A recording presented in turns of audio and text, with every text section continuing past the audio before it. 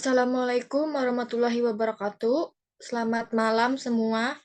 Kepada yang terhormat Ibu Neni Triana SEMM sebagai dosen pada mata kuliah Studi Kelayakan Bisnis, semoga malam ini semua diberikan kelancaran agar presentasi ini dapat berjalan lancar sampai selesai. Topik yang akan kita bahas hari ini sesuai dengan tugas yang diberikan oleh dosen kita, yaitu mengenai studi kelayakan bisnis toko kue Churros Delight. Saya Niki Dwi Agesti selaku moderator yang bertugas akan memandu jalannya presentasi ini. Sebelumnya saya akan memperkenalkan anggota kelompok kami yang terdiri dari Rohmah Hidayati dan Yeni Nur Aisyah. Baik, langsung aja. Yang pertama ada pendahuluan. Latar belakang Churros Delight merupakan bisnis kuliner yang berfokus pada produksi dan penjualan churros. Makanan kudapan khas Spanyol, churros adalah makanan ringan yang populer di negara asalnya, dijual oleh penjual kaki lima dan dikenal sebagai cemilan yang digemari oleh berbagai kalangan. Memiliki keunikan dibandingkan dengan produk kue lainnya, seperti kue sus karena proses pengolahannya yang melibatkan penggorengan. Bisnis ini muncul sebagai solusi untuk kalangan yang tertekan oleh aktivitas sehari-hari dan tidak memiliki waktu untuk menyiapkan makanan selain cemilan cepat. Dengan fokus pada rasa churros dan variasi saus topping, Churros Delight menargetkan pasar di wilayah Karawang dan berharap dapat tumbuh menjadi perusahaan yang besar, sukses dalam industri kuliner. Selanjutnya ada rumusan masalah.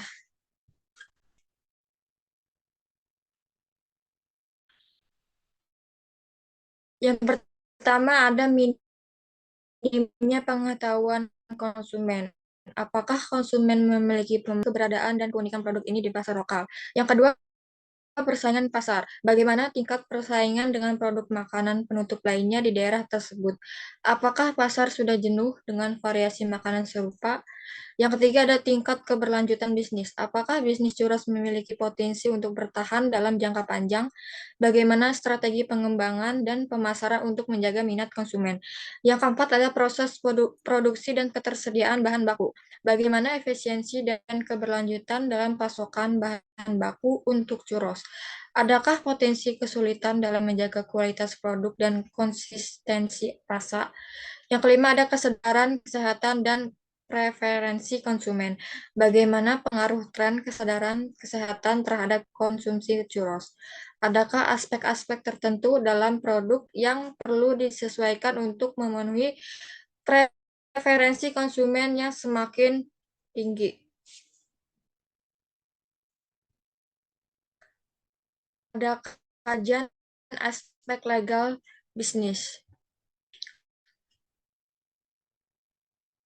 Identitas perusahaan. Nama perusahaan CV YWS Delight.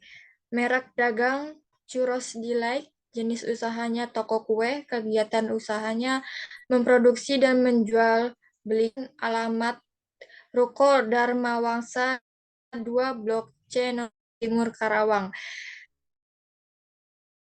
Nama pemiliknya Cahaya Bintang.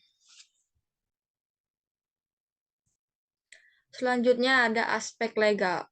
Berikut adalah aspek legal dari perusahaan YWS Delight. Selanjutnya ada yang ketiga aspek pasar dan peluang bisnis. Analisis potensi pasar. Berikut adalah data hasil analisis potensi pasar rata-rata per minggu 2.160 dibagi 28 hari, perkiraan 7.714 orang per hari. Jumlah yang akan membeli atau pelanggan potensial diperkirakan 50% sama dengan 50 dikali 2.160 sama dengan 108.000 orang. Jumlah pesaing ada 2 dan sudah mengambil kisaran 70%, tersisi antara ada 30% calon pelanggan. Diperkirakan perusahaan dapat meraih 50%-nya, berarti jumlah pelanggan tersedia ada 50 calon pelanggan. 70%, 160 sama dengan 1.512 orang pelanggan yang belum dilayani. 30% kali 2.160 sama dengan 648 orang. Perkiraan jumlah pelanggan sisa yang dapat dilayani kisaran 50%, sama dengan 50% kali 648 sama dengan 324 orang per hari. Jadi kalau setiap mahasiswa belanja 30.000 per hari, maka peluang pendapatan 30.000 dikali 324 yaitu 9.720.000.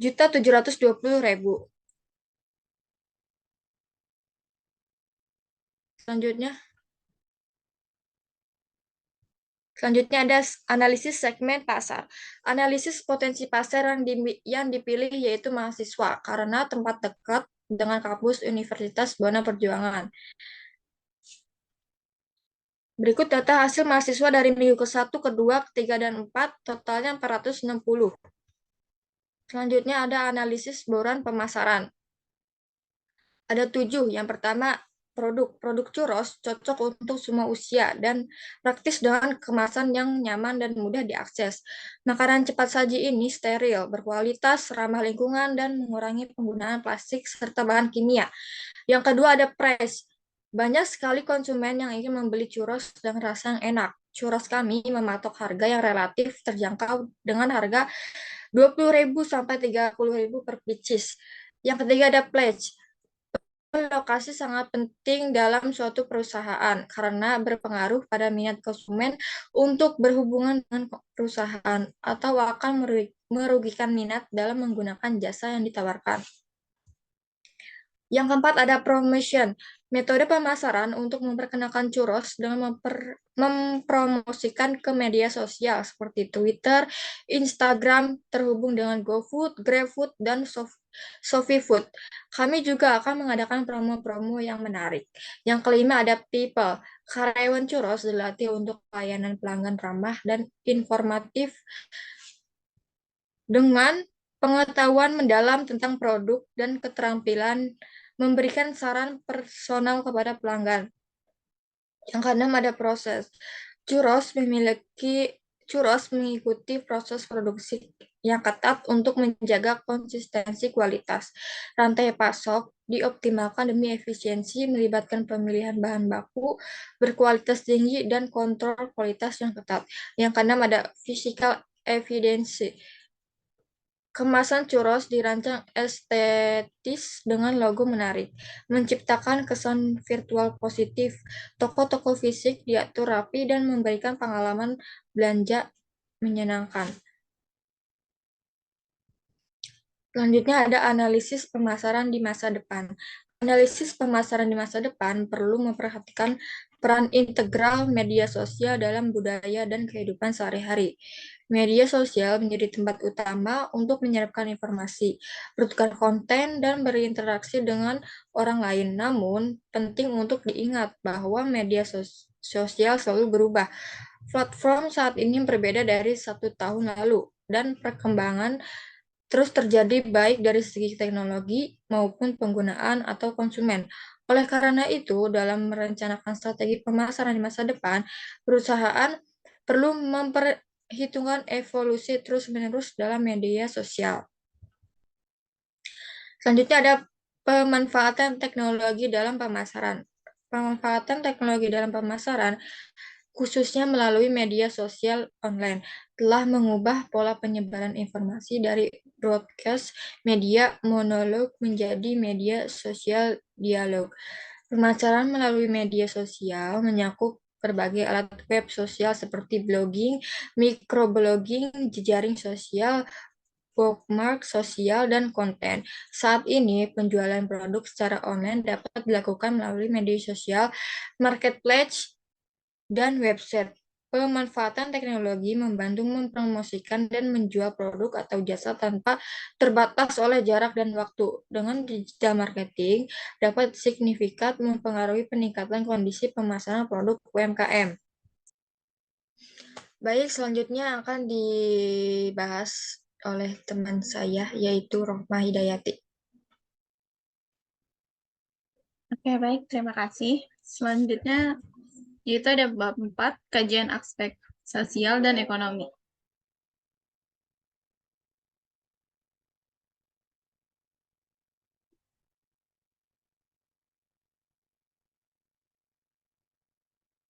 Next. Dukungan umum bangunan. Pada tahun 2022, Kabupaten Karawang merencanakan pembangunan untuk meningkatkan pendapatan kesempatan kerja, lapangan berusaha, dan pelayanan publik. Meskipun RKPD belum mengacu pada RPJMD tahun 2021 sampai 2026, perencanaan tetap berdasarkan RPJPD. RPJMD Provinsi Jawa Barat, evaluasi RKPD tahun sebelumnya dan prioritas nasional dan provinsi perencanaan 2022 adalah tahun kedua masa RPMJD 2021-2026. Sasaran dan prioritasnya merujuk pada RPJPD 2005. RPJMD Provinsi Jawa Barat 2018 sampai 2023, evaluasi ke RKPD 2020, prioritas nasional RKP 2022, dan prioritas Provinsi Jawa Barat RKPD 2022. Dokumentasi ini strategis karena menjadi penjabaran RPJMD mencakup kerangka ekonomi, prioritas pembangunan, dan rencana kerja tahunan. Selanjutnya ada dasar KUA dan PPAS untuk RAPBD. Selanjutnya memberikan arahan operasional untuk kinerja pelayanan publik dan pemberdayaan masyarakat. Selanjutnya menjadi tolak ukur capaian kinerja pemerintah daerah. RKPD 2022 memberikan landasan bagi kebijakan APBD dan PPAS, serta menjadi pedoman operasional untuk pelayanan publik dan pemberdayaan masyarakat dengan merujuk pada RPJMD, RKPD menjadi penilaian kinerja pemerintah dalam mencapai kesejahteraan masyarakat. Next. Selanjutnya ada dukungan pertumbuhan ekonomi negara atau masyarakat. Bagi negara atau masyarakat, yaitu ada fondasi utama untuk kesejahteraan dan kemajuan investasi di sekitar di sektor strategis, pendidikan, infrastruktur, dan inovasi teknologi kunci untuk menciptakan lingkungan kondusif perkembangan ekonomi. Untuk kebijakan mendukung pelaku usaha, peningkatan produktivitas, dan pembukaan lapangan kerja. Selanjutnya ada kehidupan sosial, budaya, agama, dan adat istiadat. Dalam menjalankan usaha churros di Karawang, penting memahami, mengakomodasi dukungan kehidupan sosial, budaya, agama, dan alat setempat. Memperhatikan aspek ini meningkatkan integrasi usaha dengan masyarakat, menciptakan hubungan harmonis, dan mendukung penerimaan produk churros di pasar lokal. Menghormati nilai budaya agama dan memahami adat istiadat setempat membantu menciptakan lingkungan usaha inklusif dan berkelanjutan. Dengan begitu, usaha churros tidak hanya jadi kuliner lezat, tapi juga bagian positif dan berdampingan dengan kehidupan masyarakat Karawang. Next. Selanjutnya ada aspek lingkungan. Next.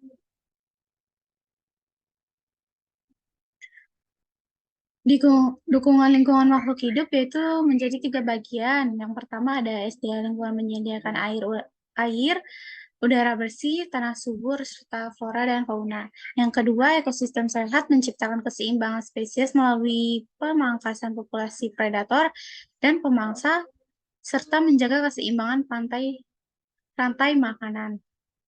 Yang ketiga ini ada keberlanjutan hidup makhluk hidup, memiliki ketergantungan yang kompleks satu sama lain, misalnya tanaman menghasilkan oksigen untuk hewan, hewan menghasilkan karbon dioksida untuk tanaman.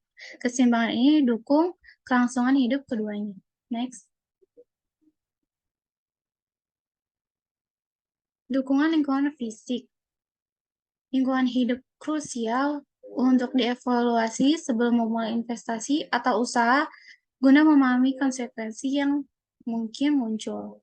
Dampaknya bisa bersifat positif maupun negatif.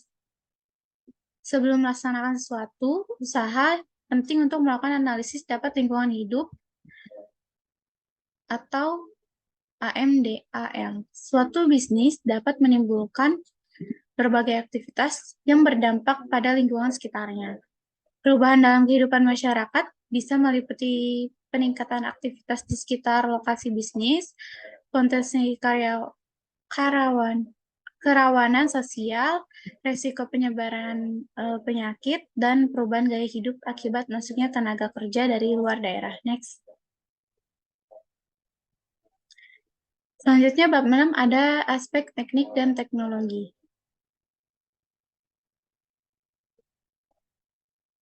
Selanjutnya pemilihan lokasi dan tata letak.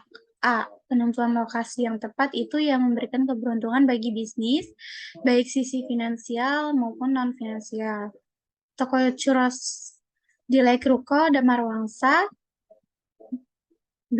Blok C nomor 9, Sukamakmur, Kecamatan Teluk Jambe Timur, Karawang, supaya mudah untuk dikunjungi dan mudah diakses dengan kendaraan roda 2 maupun roda 4. Yang B. Proses dalam membentuk dan penempatan fasilitas dapat menentukan efisien produk atau operasi. Berkenaan dengan produk, proses sumber daya manusia dan lokasi sehingga efisien, operasi dapat tercapai. Toko churros kue delight menghadap langsung ke jalan agar para pembeli atau konsumen dapat dengan mudah menemukan toko kue churros delight. Next. Berikut adalah gambar tata letak churros delight. Yaitu ada pintu masuk di bagian depan, selanjutnya interior, dan tempat kursi dan juga tempat pembuatan. Next.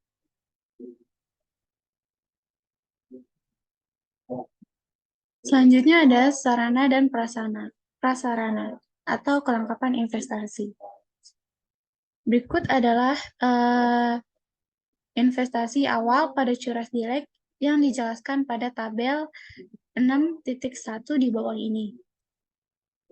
Berisi tentang peralatan yang dibutuhkan oleh toko kue churros delight. Selanjutnya ada D, peralatan dan perlengkapan yang dibutuhkan. Peralatan dan perlengkapan yang dibutuhkan pada churros delight yang dijelaskan pada tabel 6.2 di bawah ini. Seperti ada bahan-bahan makanan seperti tepung, telur, vanili, dan sebagainya. Baik, selanjutnya akan saya serahkan kembali kepada moderator.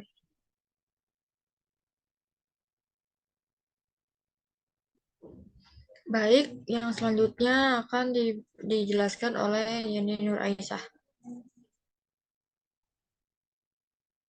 Oke, di sini ada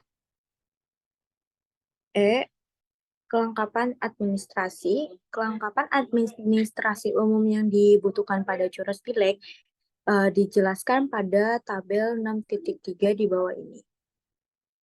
Di sini ada nama biayanya, yaitu biaya perizinan, listrik, air, jaringan internet, ATK, biaya transportasi, pembayar refill gas 12 kg. Lalu di sini ada gaji karyawan, pemasaran, kasir, pelayan. Total biaya administrasi umum sekitar 199.420.000. Next.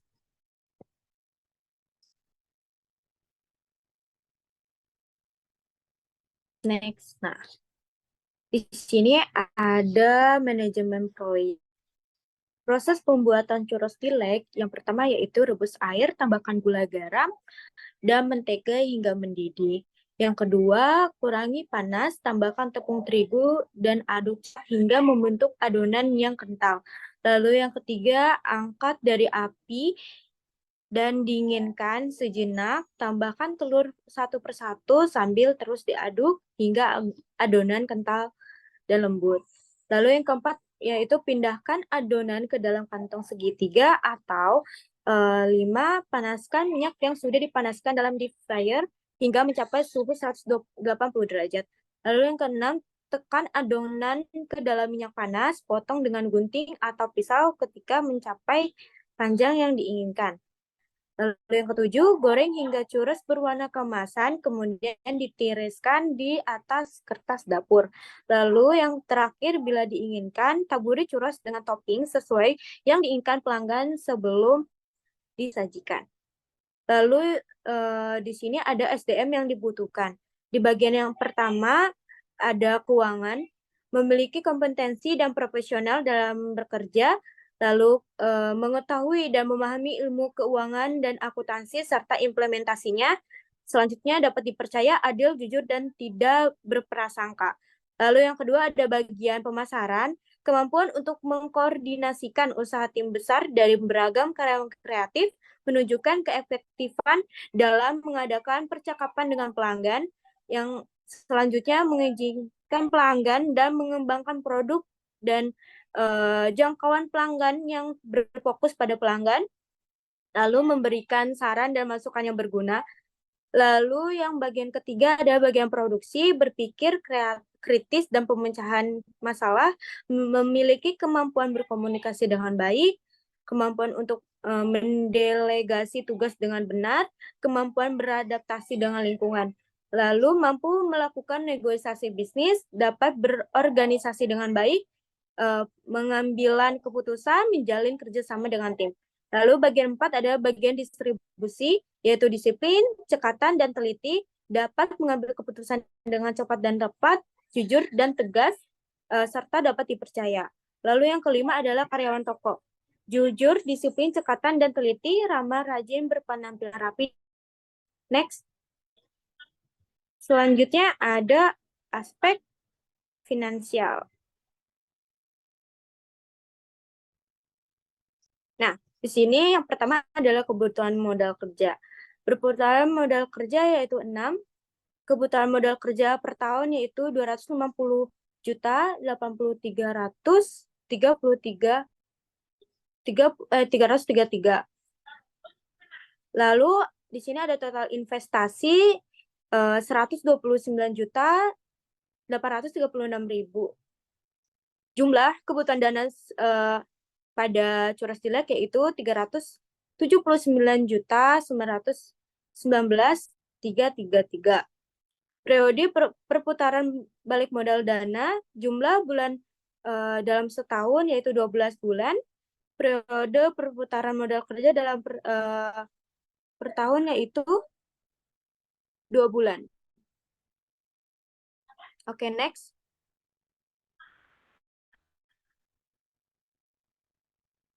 Oh, maaf, salah. Sebelumnya. Nah, di sini ada cash flow pada Curas Dilek. Di sini uraiannya final, Curas original, taro, maca, dan coklat. Kita mengambil cash flow-nya itu 2021 sampai dengan 2025. Total penjualan pada 2021 itu sekitar 1.685, lalu total penjumlahan penerimaan tahun 2025 yaitu 3.730. Lalu sini ada harga jual. Harga jual pada Curas original tahun 2021 yaitu 20.000, Curas taro 24.000, Curas maca 26.000, Curas coklat 24.000. Jumlah penerimaan pada tahun 2021 yaitu sekitar 39.330.000, lalu pada tahun 2025 yaitu sekitar 1.244.880. Oke, next. Oke, di sini pengeluaran yaitu ada biaya produksi, biaya marketing, gaji karyawan pemasaran, kasir pelayan, biaya penyusutan, utility expense, electricity. Jumlah pengeluaran pada 2021 yaitu 233.841.60. Lalu 2022 itu sekitar 238 juta 440.160. Lalu 2023 itu sekitar 214.320.160. Lalu 2024 sekitar 241.740.160. Lalu yang terakhir itu pada tahun 2025 sekitar 244.940.160. Oke. Untuk laba sebelum pajak pada tahun 2021 itu sekitar 194.510.160. Lalu pada 2025 itu sekitar 120 juta 60 160 dipotong pajak 15% yaitu sekitar 2021 sekitar 29 juta 176.524. Lalu pada tahun 2025 sekitar 18 juta 9.024. Laba setelah pajak tahun 2021 itu sekitar 165 juta 333.636. Lalu 2025 itu sekitar 102 juta 051.136. Untuk cash flow-nya itu untuk tahun 2021 sekitar 168 juta 173.796. Lalu pada 2025 itu sekitar 104 juta 891.296. Lalu di sini pada tahun periode 2025 pada total kas bersih itu yaitu seharga 12 juta 561.453. Nah, di sini ada total analisis payback period. Nah, di sini ada payback periode investasi awal itu seharga 250 juta 83.333. Cash flow pada tahun pertama itu sekitar 168 juta 173.796. Lalu diambil pada investasi awal seharga sekitar jumlahnya yaitu 81 juta 81 juta 909.537. Untuk cash flow tahun kedua yaitu 153 juta 596.296. Karena cash flow tahun pertama yaitu 81 juta 909.537, proses tahun kedua, maka sisa proses tahun ke-1 dibagi tahun kedua yaitu 81 juta sekian dibagi 153 sekian dikali 12 bulan yaitu sekitar 6,39, yaitu sekitar 6 bulan. Nah, modal PP 1 tahun 6 bulan, maka PP dalam 1 tahun 6 bulan yaitu maka PP adalah 1 tahun 6 bulan, PP umur investasi 1 tahun 6 bulan lebih kurang dari 5 tahun, yaitu dinyatakan layak karena umur investasinya itu tidak lebih dari 5 tahun. Untuk next, untuk net present value, di sini ada NPV kas bersih 1 sampai 5 dibagi 1 tambah R pangkat diambil investasi, yaitu jumlahnya sekitar 162 juta 478.120. Yaitu di sini ada profitability index PI PV kas bersih dibagi PV modal dikali 100%, yaitu 1,64. Kesimpulannya, berdasarkan studi kelayakan bisnis yang telah dilakukan, maka usaha churros Delight dapat dinyatakan layak dan dapat dijalankan serta dikembangkan untuk menjadi usaha yang mendapatkan keuntungan yang tinggi. Next. Untuk yang ke-8 ada aspek manajemen. Nah, aspek manajemen dan organisasi merupakan aspek yang lumayan penting untuk kelayakan suatu usaha, sebab memiliki suatu usaha sudah dinyatakan layak untuk dilaksanakan tanpa didukung dengan manajemen serta organisasi yang baik. Bukan tidak bisa, jadi akan mengalami kegagalan baik dalam menyangkut SDM ataupun menyangkut rencana perusahaan disusun sesuai dengan tujuan perusahaan, di mana akan lebih mudah tercapai bila memenuhi kaidah-kaidah tersebut ataupun tahapan dalam proses manajemen. Next. Itu yang pertama ada organisasi dalam aspek manajemen, yaitu dalam usaha churros, organisasi melibatkan beberapa fungsi kunci. Manajemen tingkat tinggi seperti pemilik atau pemegang saham menetapkan keputusan strategis dan tujuan jangka panjang. Pengelolaan produksi melibatkan tim produksi yang membuat churros dan pengawas produksi untuk memastikan kualitas dan efisiensi.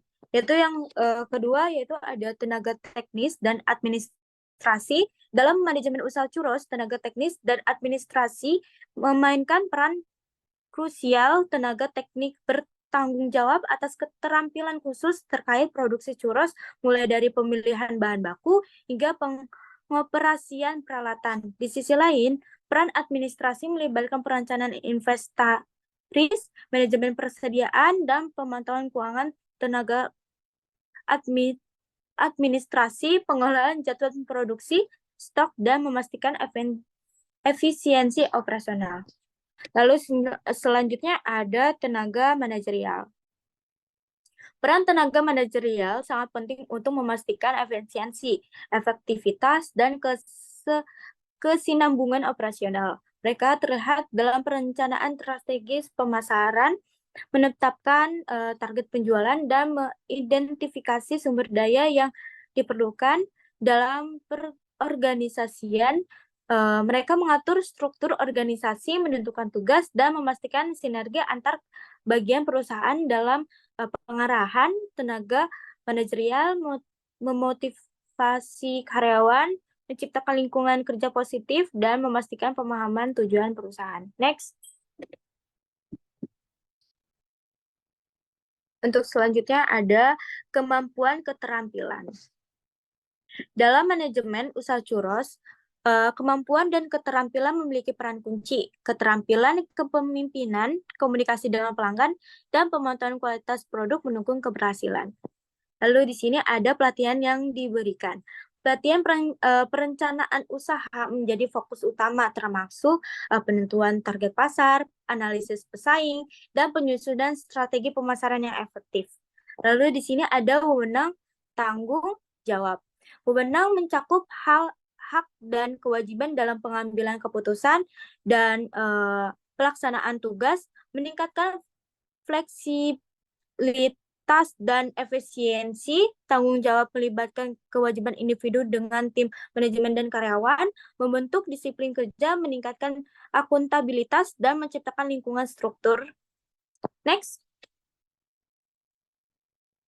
Nah, untuk selanjutnya akan dilanjut oleh moderator.